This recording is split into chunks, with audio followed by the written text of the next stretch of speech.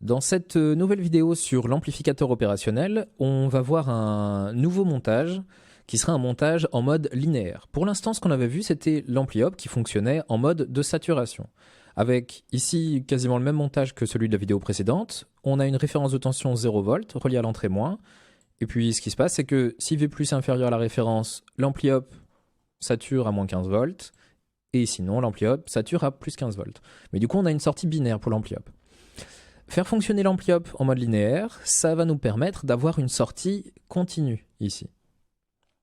Et donc, ce qu'on va commencer par faire, c'est supprimer cette référence de tension, et on va expliquer pourquoi. On va rajouter ce qu'on appelle une contre-réaction négative.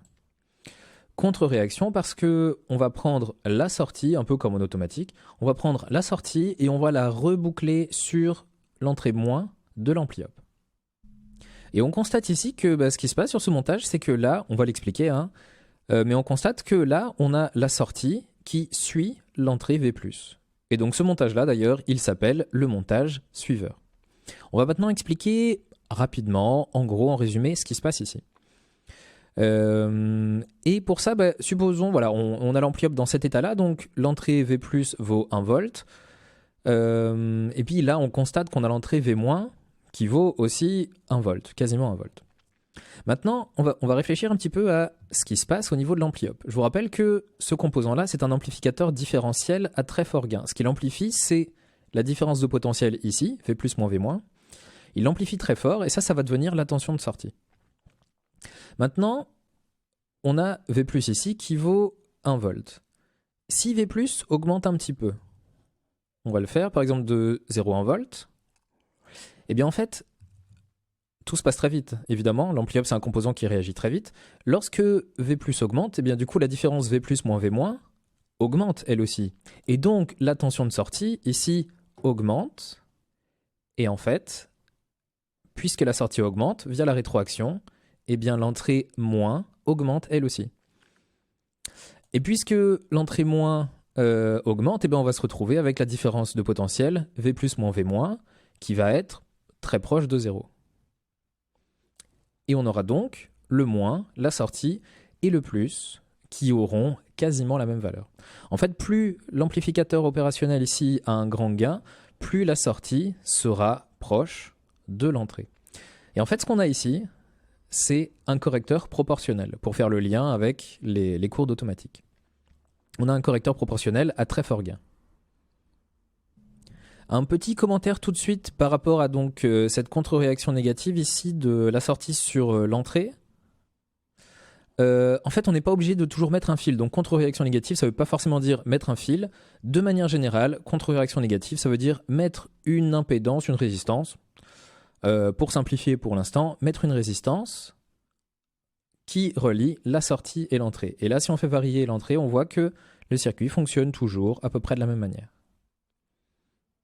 Donc on perd un petit peu en précision de suivi, mais globalement on a quand même la sortie qui suit l'entrée du montage. Ici pour le montage suiveur sur lequel on va continuer, on n'a pas besoin de cette résistance-là. On peut avoir une contre-réaction faite par un fil. On va maintenant passer à un exemple d'utilité du montage suiveur. Et pour cet exemple, là pour l'instant la résistance de 100 ohms ne sert à rien. On va s'intéresser à une source de tension de 5 volts avec ici un potentiomètre, donc une résistance variable. Et puis le déplacement du curseur le long du potentiomètre, on peut le contrôler avec le curseur résistance ici. Donc vous voyez que lorsque on fait varier la résistance, on a la tension au niveau de ce fil-ci qui varie. Maintenant, on va fixer par exemple voilà, une certaine valeur du potentiomètre, on a une certaine tension de sortie, ici par exemple 1,51 volts. Ce potentiomètre, pour mesurer sa valeur, pour faire des choses avec, ça peut être, on ne va pas détailler ça, mais ce potentiomètre, vous devez le relier à autre chose pour utiliser sa valeur. Et par exemple, supposons, c'est un cas un petit peu limite, mais supposons qu'on le relie à une résistance de charge, du coup, de 100 ohms. Regardez la valeur ici. Ce qui se passe, c'est que la tension de sortie a complètement été modifiée. Et donc, ce qu'on mesurerait, si on faisait la mesure directement aux bornes de cette résistance, c'est quelque chose de complètement faux. Pourquoi est-ce que c'est faux? Parce que ici, vous avez un un pont diviseur de tension finalement. Et si vous allez ajouter une charge à ce pont diviseur de tension, eh bien la sortie du pont diviseur de tension, la tension milieu, change complètement. Alors ici, on a un exemple très simple avec un potentiomètre. Ça pourrait être... on aurait le même genre de résultat finalement avec un pont de Wheatstone, par exemple. Donc ça va pas du tout. On va pas faire ça.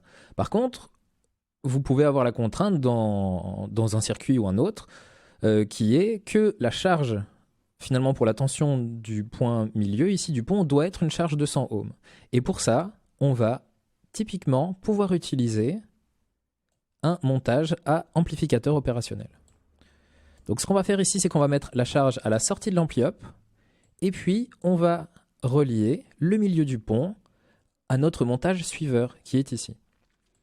Et maintenant, eh bien, on voit qu'on a la sortie de l'ampli-up qui suit parfaitement la sortie de notre potentiomètre ici.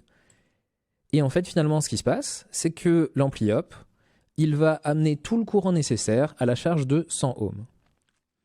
Alors, il faut faire attention quand même, l'amplificateur opérationnel, c'est pas non plus un composant de puissance. Donc 100 ohms, c'est déjà une belle charge pour un amplificateur opérationnel. Mais l'idée, c'est que, en fait, l'ampli-up, avec ce montage-là suiveur, il va être capable d'isoler une partie un petit peu sensible d'un montage, par exemple cette partie-ci. Il va être capable de l'isoler du reste du circuit, qui par exemple ici, le reste du circuit, c'est la charge de 100 ohms. Ce montage suiveur, du coup, qui finalement, si on l'isole, est l'ampli-up avec juste une contre-réaction négative à fil. Ce montage suiveur, on l'appelle aussi parfois le montage tampon ou buffer en anglais.